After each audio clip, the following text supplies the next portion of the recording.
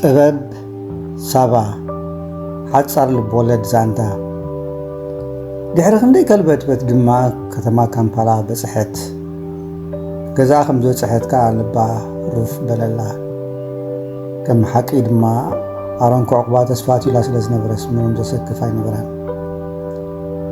ኣሮን ዓርኪ ኢዮል ሓዋ ዓፋር ብሩኽ ወዲኡ ነይሩ። ኢዮል ዓዋ ኩዕሶ ንፃወት ኢሉ ክፅውዖ ክመፅእ ከሎ ነሳ ድማ የሎን ኢላ ክትሰጎ ከላ እያ ትዝክሮ። ሽዑ ንእሽቶ ስለ ዝነበረት ትገብሮ ትፈልጥ ኣይነበረትን። ንሱ እውን ከምኣ ንእሽቶ ሕጂ ግን ክንዲ ሰብ ኣኺሉስ ክዕቁባ እውን በቂዑ ኣተሓሮን ሓወይ ሙር መዓልቲ ደኣ ክሰክፈካ እየ በለቶ ተቐቢልዋ ገዝኡ ምስ ኣተዋ ክሳብ ገዛ ዝረክብ ዋዕ ቁመባይ ትበሊ መለሰላ። ንሱ ምስ ዓርኩ ክሓድር ከም ዝኾነ ኣተንቢህላ ስለ ዝነበረ ኣበይ ክሓድር እዩ ዝብል ስክፍታ ብፍጹም ኣይሓደራን። ካልእ እኮ እየ ክገብር ዝግባኒ ነይሩ ኢዮል ዝገብረለይ ዘይፈትክ ኮንክ እምበር ክንዲዚ ኣይምትሰከፍክን ነርኪ። ንስኻ ኩሉ ግዜ እዩ ዝነእደካ ኣሮን ዓርከይ ለባም እዩ ዝብል ካብ ኣፉ ድማ ኣይውድቐካን እዩ። ምስኣ ኣምስዩ ምንም ዘፍርሕ ከም ዘይብላ ከይተሰከፈት ልባው ዲኻ ቅድቅስ ከም ዘለዋ ሓቢሩ ምስ ዓርኩ ክሓድር ከደ። ንፅባሒቱ ደቂሳት ክትከውን ትኽእል እያ ከይርብሻ ኢሉ ሰዓት 11 ኣቢሉ ይኸውን ከዳ። ይኹን እምበር ገዝኡ ሰብ ዘይብሉ ተዓፅዩ ጸንሖ። ሰዓት ኣቢሉ ምስ ተጸበየ ድማ ማዕጾ ካንሸሎ ከፊታ ተቐልቀለት። ኣበይ ደኣ ኼድኪ በላ ኣሮን ገሪምዎ። ናይዚ ከተማ ጫውጫው ረቢሽን ንኽሪኦ ኢለ ኸይደ ጸኒሐ። በይንኺ በይነይ ወይ ይሄ የፍርሕ ድዩ? ፍራሕሲ ኣይፍርሕኒ በላ ኣሮን ትትባዓትክ ግን ገሪምኒ። ብድሕሪኡ ኣብ ዘሎ መዓልታት ሰባት ከተማ ዘፍርሕ ዛዊርካ ምምፃእ ድማ ዝስክፍ ኮይኑ ስለ ዘይረኸበቶ መዓልታዊ ካብ ምውፃእ ኣይተዓግተትን። ሓደ ካብ ቀንዲ ስራሓ ገይራ ከዓ ሓዘቶ። ሓንሳብ ክትወፅእ ከላ ድማ ዘይተሓቶ ነገራት ኣይነበራን። ክራይ ገዛ ኣብ ከባቢያ ዝርከብ እንተኮይኑ እንተተረኽበ ክንደይ ይበፅሕ ተሓትት ነበረት። ኣብ ርእሲኡ ኣብታ ከተማ እንታይ ስራሕ ክትሰርሕ ትኽእል ድማ ንእግረ መገዳ ትፍትሽ ነበረት። ብዙሓት ኣብቲ ከባቢኣ ዝነበረ ሓበሻ ኣብ ምፍላሕ ቡንን ሻህን ተዋፊረን ስለ ዝነበራ ኣብቲ ዓቕሊ ፀቢቦ ዝነበረ ዕዳጋ ኣትያ ክትሰርሕ ድሌት ኣይነበራን። ነቲ ከባቢኣ ኮሊላ እንዳቐምቃማይ ኣብያተ ምግቢ፣ ኣብያተ ስእሊ፣ ኣብያተ ቁርሲ ጥራይ ከም ዝነበረት ኣስተብሃለት። እንዳ መሻጢት ይኹን እንዳ ቁናኔት ግን ክትረክብ ኣይከኣለትን። ኣሮን ሳልስቲ ጠፊኡ ሓደ ምሸት ክርያ ምስ መፀ ከም ዝበለቶ ከምዛ ትፈልጦ ኢዮል ሓወይ በዓል ሓዳር እዩ። ኣብኡ ተመርኪሰ ህይወተይ ክመርሕ ድማ ኣይደሊን እየ። ገዛ ክራይ ደልየ ዘይክርኮ ቦታ የለን ግን ክረክብ ኣይከኣልኩም። ኣሮን እቲ ክትብሎ ትደሊ ዝነበረት ስለዘይተረድኦትን ኢሉ ሰምዓ። ክሳብ ትውድእ ድማ ተጸበያ። ኣብ ኣዲስ ኣበባ ኣብ ስራሕ ቁኖ ይሳተፍ ከም ዝነበርኩ ትፈልጥ ኢኻ። ቁኖ እንተነፊዕካ ደሓን ገንዘብ ክርከቡ ዝኽእል ስራሕ እዩ። ሕጂ እውን ትም ኢሉ ሰምዓ። ኣብዚ ከባቢ ገዛ ክረክብ ኣይከኣልኩን። ኣብዛ ገዛኻ ብመዓልቲ ክቁነላ ፍቓድ ክሓትካ ኢለ ዝዛረብካ ዘለኹ በለቶ። ኣቲ ሰብ ሓብተይ እንታይ ኮንኪ ናይ ጓወና ትገብሪ? እዚ እኮ ገዛኺ እዩ። ንስኸ ትሕገዝሉ ክገብር ከዓ ድልው እየ። ፍቓድ ምሕታት ዘድልዮ ዘይኮነ። ኣሮን ኣብቲ ተዓቂብዎ ዝነበረ ምስ ዓርኩ ነዊሕ ክጸንሕ ኣይከኣለን። ተጸጊዕዎ ዝነበረ ዓርኩ ናብ ካናዳ ስለ ዝኸደ ድማ ናብ ቤቱ ክምለስ ተገደደ። ክትሰርሐሉ ፍቓድ ሂባ ስለ ዝነበረ ከም ብሓድሽ ተመሊሱ ገዛ ድለይ ክብላ ድሌት ኣይነበሮን። ንሳ ገዛ ረኺባ እንተወፀት ጽቡቕ፣ ገዛ ክሳብ ዘይረኸበት ግን ከሸግራ ክወሓጠሉ ኣይከኣለን። ዘሸግረካ ከም ዘለኹ ይርዳእኒ በለቶ ሳባ። ከይሓስኹ ግን ክነግረካ እዚ ከባቢ እንጀራ ስለ ዘለዎ ፈትየ እዩ ኣለኹ። ንስኻ እንተዘይጸሊእካዮ ኣነ ኣብዛ ንእሽቶ ክፍሊ ክነብር ክእል እየ። ንስኻ እንታይ ትብል ከዓ ክሰምዕ ክልቴና ብሓደ ገዛ እንታይ ኣለዎ ድዩ ዘይፅቡቕ መለሰ ኣሮን ንረኣይ እውን ፅቡቕ ኣይኮነን ኣብዚ ከባቢ ድማ ብዙሓት ሓበሻ ኣለዉ እሞ እንተሃለዉ ኣይፅቡቕ ሰባ በለ ኣሮን ንጹሓትና ከሎና ክትቁርና እዮም ሰብ ብዙሕ እዩ ዝብል በለቶ ሰባ በዛ ሕጂ ትመፃ ዘለኻ እውን ውሽማዓ እዩ ለሚድዋ እዩ ክበሃል ይከኣል እዩ እቲ ቀንዲ ንፅህናኻ እዩ ንዘረባ ክሕዶ ዝከኣል ኣይነበረን ነቲ ኩነታት ከም ዘለዎ ወሲድካ ፍታሕ ከተምፅእ ዝሓሸ ዝብል እምነት ስለ ዝነበሮ ድማ ናብ ፍታሕ ከድህብ ዝሓሸ መሲሉ ተሰምዖ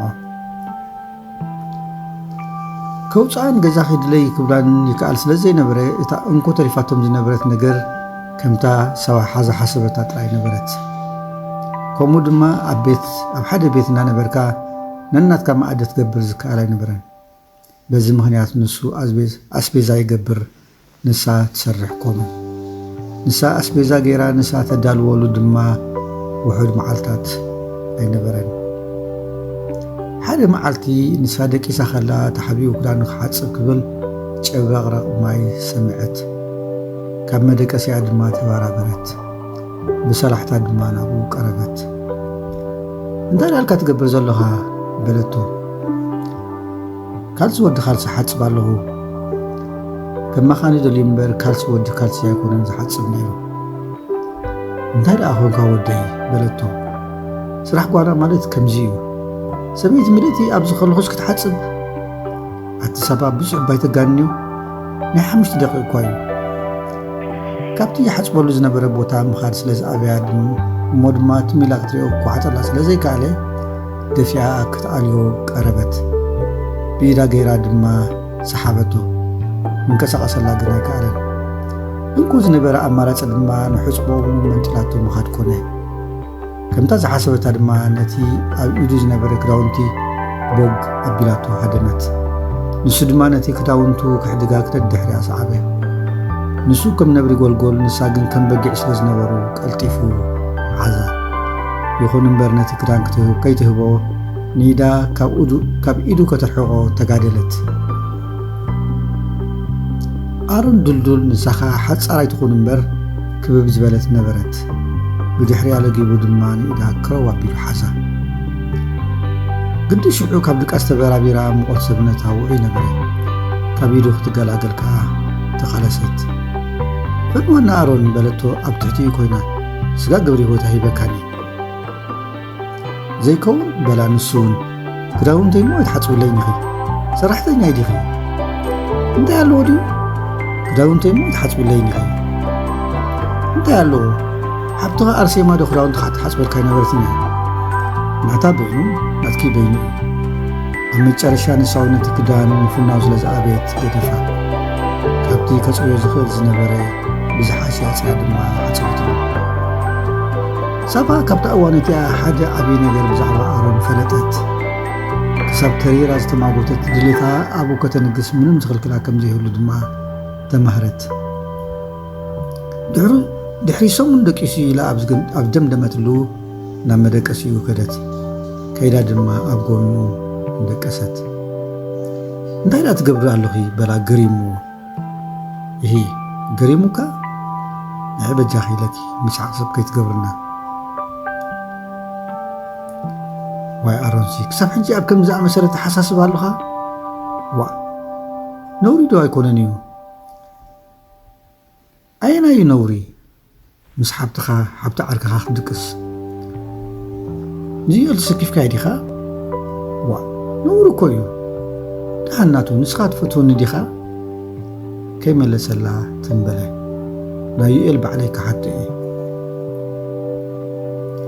ሓቂ ሓይሽ ካብታ ናይታ መዓልቲ ፈተና ስለ ዝተገላገለ ተሓጒሱ ነበረ ክኸውን ዘይኽእል እኳ ከዓ ሓሲባ በለን ገዛ ርእሱ ገዲፋቶ ምስ ከደት እቲ ዩኤል ክሓቶ እየ ዝበለቶ ድማ ብፍጹም ክትገብሮ ከም ዘይትኽእል ምንም ዘጠራጥር ኣይነበሮን እንታ ሓተተቶ ድማ ዩኤል ዋ እንታይ ክትገብሪ ዘለኺ ኢሉ ክገንሓ እንተዘይኮይኑ ብፍጹም ከም ፍቕረኛታት ኣይክቕበሎምን እዩ ኣብ ርእሱ ድማ ንሳ ከምቲ ዓበይ ፈሊጡ ንዓባይ ሓብቱ ክህቦ ኣይኽእልን እዩ ኣብ ሰለስቲ ብሓንሳብ ድራር እናበልዑ ከለዉ ሳባ ናብ ዩኤል ደወለት። ሰላም ሳቢት ሓብተይ በላ ከመይ ኣለኺ? ጽቡቕ ሰበይትኻ ክድሓን ደላ ቆልዑ ንሳቶም ደኣ ጽቡቕ ኣለዉ። እዛ ዓርከይ ከ ድሓን ደሎ ስራሕ ከይዱ ድዩዳ ዳሃዩ ዘይሰምዕ ዘለኹ? ድራር በል ይብሎ ኣሎ ኣሎ ርኸቦ ናይ ቅድማ ኣርስቲ ኣልዒሎም ሃተፍ ክብሉ ኣስታት ሓደ ሰዓት ዝኸውን ኣዕለሉ። ሳባ ነታ ቴሌፎን ካብ ኣሮን ቀስ ኣቢላ ወሰደታ። ኣይተሓፍሩት ሰዓት ሙሉእ ብዛዕባ ናይ ቀደም ከተዕለሉ ንሓዋ ተቋየቖቶ። ኣልግብ ኣቢላ ድማ ኣነን ኣሮንን ድማ ቃል ኪዳን ንሓስብ ኣለና ብሰብ ከይትሰምዖ በለቶ። ኣሮን ነታ ስልኪ ካብ ኢዳ ኣሕዲጉ ሓስያ ክብል ኣይጸልአን። ይኹን እምበር ከምኡ ድማ ክገብር ኣይከኣለን። ጽቡቕ እምበር በለ ዩኤል እምበር ክሳብ ሕጂ ኣብ ኮሚታት ከይከድኩም ዲኹም ጸኒሕኩም? ብቐዳማይ ግን ከምውድእ ጌርኪ ኢኺ ኣሕሊልክኒ። ሳባ ንኣሮን ጠመተቶ። ብዓይንታ ገይራ ድማ ኣይበልኩኻን በለቶ።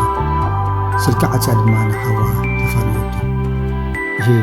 እጂኸ ኣሚንካሉ? ብድሕሪ እዚ ዝኽልክል ኣይነበሮምን። ኣብታ ብሓንሳብ ዝሓደሩላት ነቲ ድማ ኣብ ጎና ፍርሕት ክልከሉ ሰምዓቶ። ገና ዝወግሐ መሲልዋ ነበረ። ገና ደኺማ ስለ ዝነበረትና ናብ ድቃሳ ተመልሰት።